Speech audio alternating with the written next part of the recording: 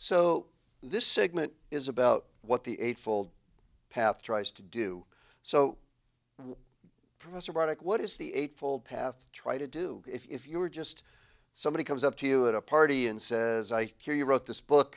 It's called The Eightfold Path." What does it do? Well, I'll respond to that by telling you what I always told my undergraduate students the first day of that undergraduate Public Policy 101 course. We're going to use this book, but don't expect that this book will have the answers to your problems.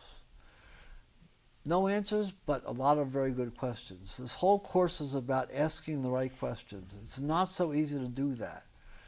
The approach, the method, the sort of logic of the Eightfold Path business really is kind of commonsensical. If it weren't, you should not trust it.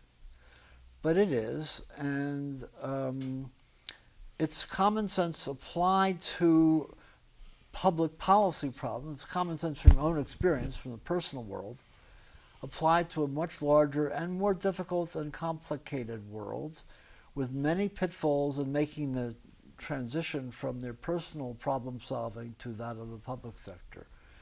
But it's pretty good about getting you a menu of good questions. You know, it's got a lot of them, and they're not always stated exactly as questions, but they provoke you to ask questions. And there's probably more of them than any single project really requires, but it's meant to be comprehensive so you won't miss stuff.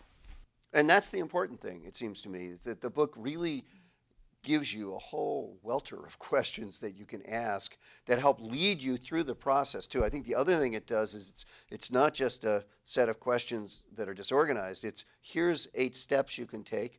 You shouldn't necessarily take them as they've got to go in lockstep, step to step. In fact, you're probably going to iterate back and forth a lot, but at least here's a mechanism, a way to proceed through your problem and to guide you as you go along.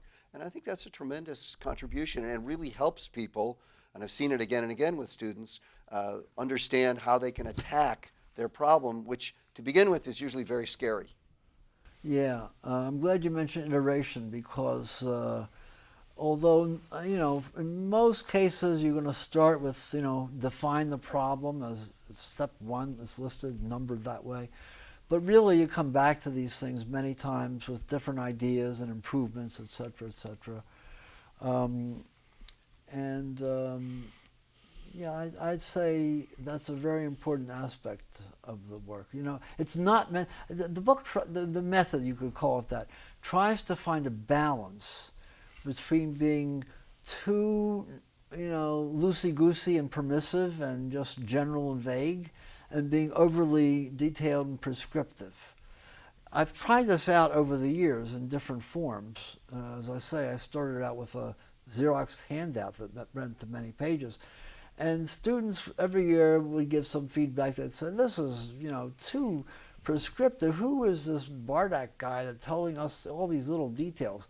They were wrong, but, you know, they were, you know, you have to take their perception seriously. So I'd loosen it up. And then people would say, this is too vague and too general. So I equilibrated eventually on something that's kind of in the middle. Yep. The Goldilocks Yep. point.